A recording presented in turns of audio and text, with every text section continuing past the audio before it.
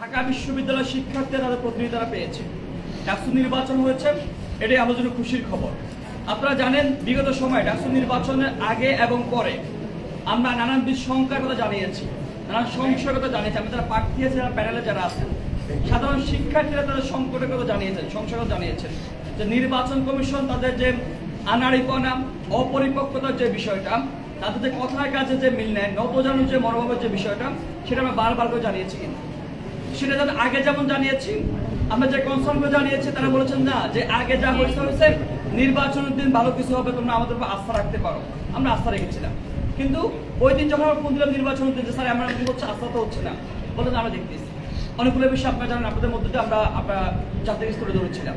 নির্বাচনের পরে কয়েকটা বিষয় নিয়ে আমরা কনসার্ন জানিয়েছিলাম। আমরা স্পষ্ট একটা বিষয় বলি যে আমরা নির্বাচিত প্রার্থীদের নিয়ে আমাদের কোনো কনসার্ন নাই। আমাদের কনসার্ন হচ্ছে নির্বাচন কমিশন এবং তার কার্যক্রম নিয়ে। শিক্ষার্থীরা কয়েকটা বিষয় দ্বারা সন্দিহান, সংশয়ের মধ্যে আছে, কয়েকটা বিষয় নিয়ে আমরা সেগুলো শিক্ষার্থীরা খুবই ফর্মালি তারা হচ্ছে আলাপ আলোচনার মধ্য দিয়ে তারা সেটা জানতে চায়। আমরা ছাত্র সংগঠন যারা আছে, যারা প্রার্থী আছি, যারা প্যানেলে যারা আছেন, তারাও সেগুলো খুবই কর্ডিয়াল আমি জানতে চেয়েছি। আমরা কিন্তু বিগত দিন যে সংস্কৃতি, যে মিছিল করা, মিটিং করা, মিছিলকে অবরোধ করা, এত বড় একটা অনেকগুলা আলাপ আলোচনা আসার পর আমরা সেগুলো কিছুই করি নাই। কিন্তু আজকে এতদিন পার হয়ে যাওয়ার পরও আমরা শুধু চেয়েছি নির্বাচন কমিশন শিক্ষার্থীদের মধ্যে যে সংশয়টা তৈরি হয়েছে, স্বচ্ছতা, জবাবদিহিতা সেই জায়গাটা নিশ্চিত করা হোক।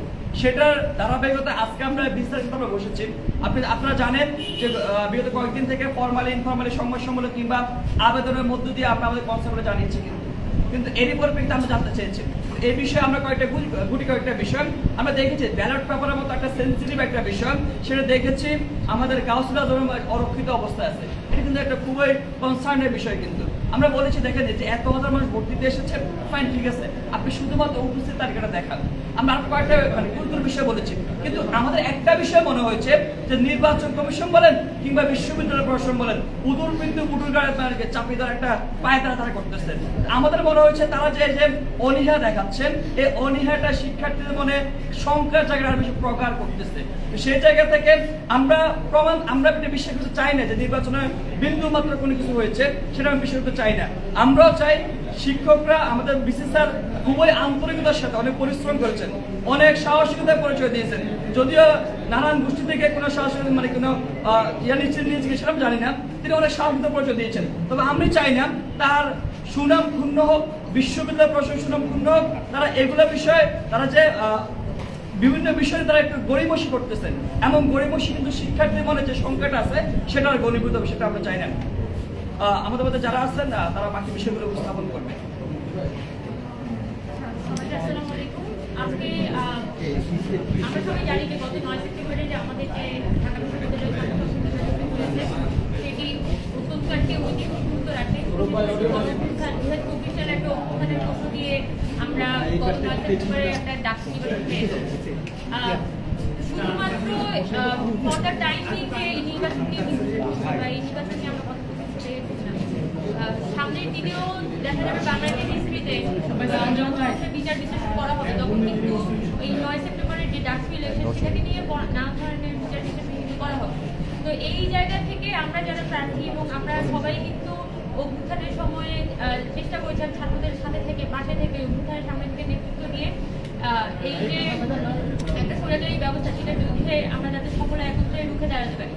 এবং ব্যবস্থাটা তো আসলে তৈরি হয়েছিল এই একদিন একটা অগণতান্ত্রিক প্রক্রিয়া, আর বছর পর বছর শেখ হাসিনা যে এখানে নির্বাচন বন্ধ করে রেখেছিল বা এক ধরনের একটা ডামি ইলেকশন তৈরি করেছিল তার কারণে। তো আমরাও চাই যে সম্পূর্ণ যত নির্বাচন প্রক্রিয়াগুলো থাকবে অভ্যুত্থান পরবর্তী সময়ে, সেগুলো সবকিছুই যাতে স্বচ্ছ থাকুক এবং একটা সুষ্ঠু এবং নিরপেক্ষ নির্বাচনই যাতে আমরা দেখতে পাই। এবং আমাদের বিশ্ববিদ্যালয়ের প্রশাসন গত 9 সেপ্টেম্বরে যে ডাকসু ইলেকশনটি করেছে, সেটার মধ্যে সবার মধ্য থেকে কিন্তু একটা ভালো প্রতিক্রিয়া তৈরি হয়েছে। কিন্তু আমরা দেখেছি যে আমাদের প্রায় 450-500 মতো প্রার্থী ছিলেন, বিভিন্ন হলে হলে যে প্রার্থীরা ছিলেন তাদের পক্ষ থেকে কিন্তু অনেকগুলো কনসার্ন বিশ্ববিদ্যালয় প্রশাসনকে জানানো হয়েছে।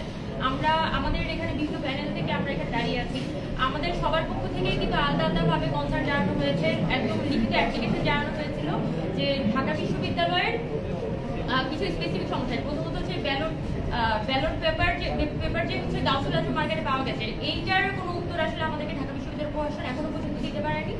আর পাশাপাশি আমাদের প্রত্যেকটা বলা যায় বিভিন্ন প্রার্থীদের পক্ষ থেকে, প্যানেলের পক্ষ থেকে বারবার করে অ্যাপ্লিকেশন দিয়ে জানানো হয়েছে যে আমাদেরকে যাতে ভোটার উপস্থিতি যে তালিকাটা, সেই উপস্থিতি তালিকাটা দেওয়া হোক। এটার মধ্যে আসলে ভোটারদের যে প্রাইভেসি, সেটা পূর্ণ হওয়ার আসলে কোনো সুযোগ নেই।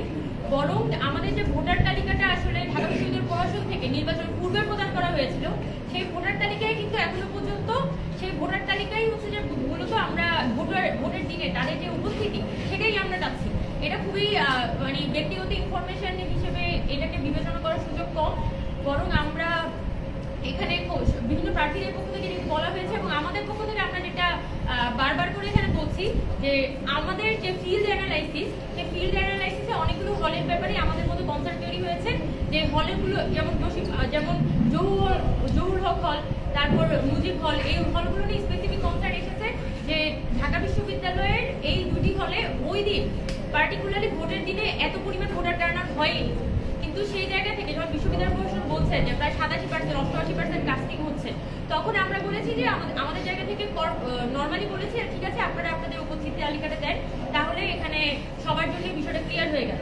তো এই সুস্থ স্বাভাবিক প্রক্রিয়াটা আমরা যেটা দেখতে পাচ্ছি যে আমাদের ঢাকা বিশ্ববিদ্যালয় প্রশাসনের আজকে ভিসি স্যার ছিলেন, ভিতর প্রক্টর স্যার ছিলেন, এই দুইজনের উপস্থিতিতে আমরা কথা বলেছি সবাই, এবং আমরা আমাদের কনসার্নগুলো তাদের কাছে নর্মালি উপস্থাপন করেছি এবং তারা যেটা আমাদেরকে অনবরত বলার চেষ্টা করছে যে এই জিনিসটার সুযোগ নেই, মানে ওনাদের পক্ষ থেকে এক ধরনের একটা না সুযোগ কথা আসলে আমরা শুনছি। তো আজকে নির্বাচনের কিন্তু প্রায় 15 দিনের মধ্যে ওপর চলে গেছে, এখনো পর্যন্ত কিন্তু আমরা দেখতে পাচ্ছি যে বিশ্ববিদ্যালয় প্রশাসন একটু আন্তরিকতার সাথে এই যে সমস্যাগুলো বা এই যে কোয়েশ্চেনগুলো অ্যারাইজ হয়েছে বা বিভিন্ন আবেদনগুলো করেছে, সেগুলো অ্যাড্রেস করে একটা প্রপার অ্যান্সার দিতে পেরেছে। বরং তাদের মধ্যে নানান ছলচাতুরি করা বা তাদের মধ্যে নানান ধরনের একটা চেষ্টা আছে এই প্রশ্নগুলোকে এড়িয়ে যাওয়ার। তো সেই সব কনসার্ন নিয়ে আমরা আসলে আজকে ডিএস স্যারের সাথে দেখা করেছিলাম, ডিএস স্যারের সাথে কথা বলেছি এবং আমরা যেটা বলেছি যে অতি দ্রুত সেটা সবথেকে ভালো হয় আগামীকালকের মধ্যেই আপনারা যাতে আপনাদের উত্তরগুলো আমাদের কাছে দেন, তাহলে আমাদের জন্য সিদ্ধান্ত নিতে সহজ হবে। এটাই।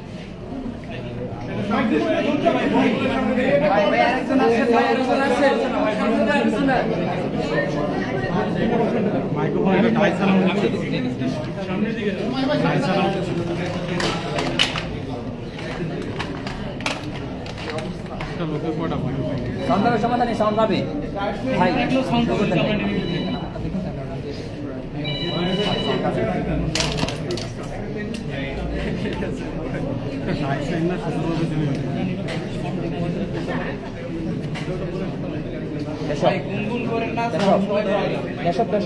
জায়গা তুমি দিও তো ভাই, সবাই চুপ করে থাকেন তাহলে সাউন্ড অবশ্যই পাবে।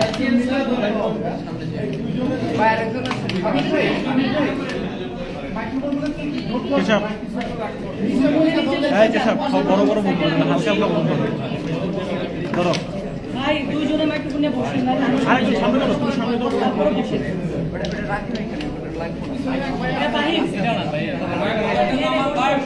কেমন কাজ ঠিক আছে দাঁড়ান ভাই, দাঁড়ান আগে ভাই, একটু দাঁড়ান।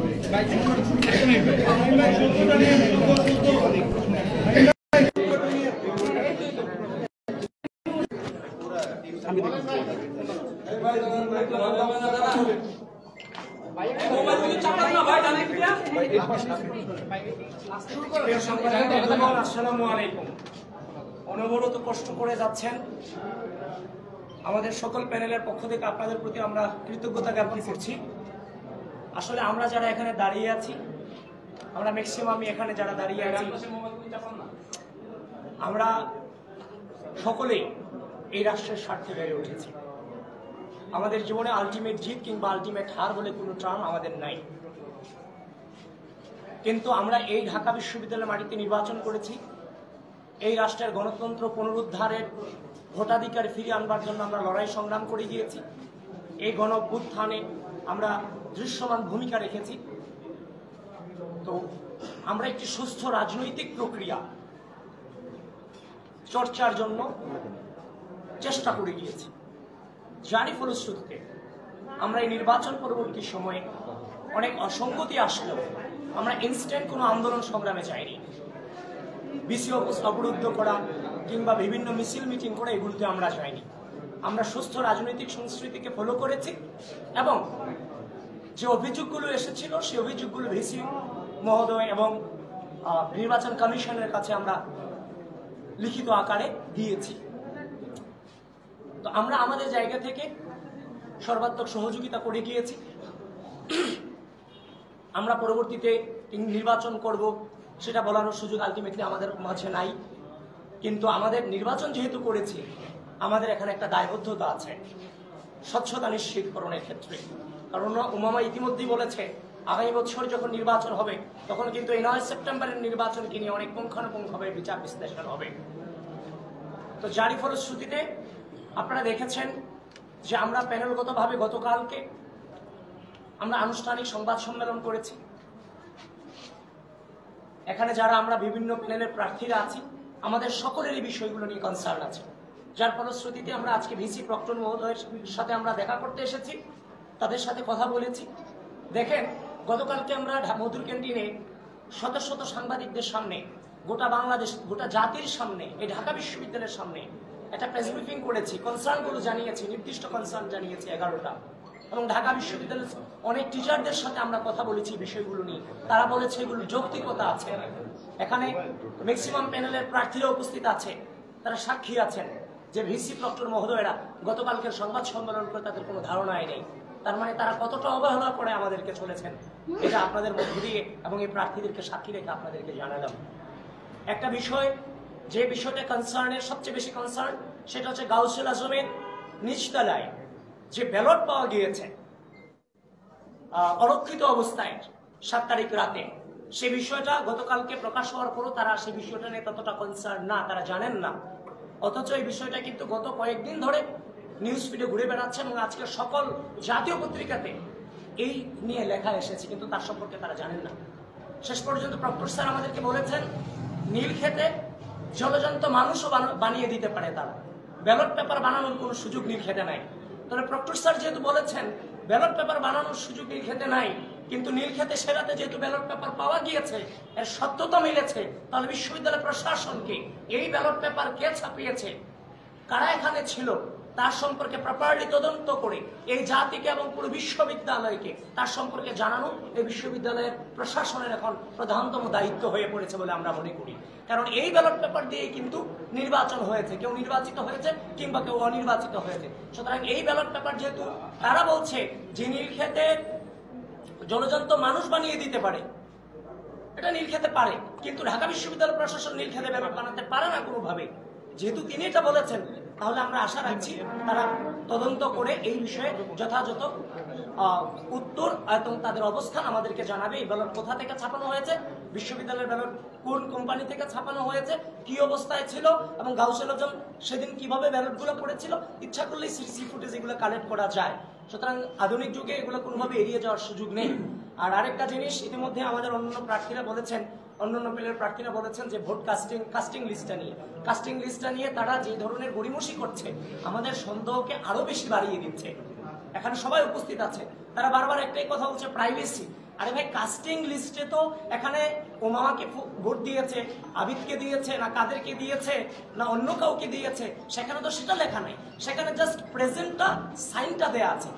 যেখানে নির্বাচন শুরু হওয়ার আগে হিজাব করা মেয়ে থেকে শুরু করে প্রত্যেকের প্রাইভেসি আপনি ওপেন করে দিলেন ভোট লিস্টের মধ্য দিয়ে, সেখানে আপনি সিগনেচারটা ওপেন করতে পারতেছেন না, কারণ এই সিগনেচার দিয়ে তো কেউ ব্যবহার করার কোনো সুযোগ নেই।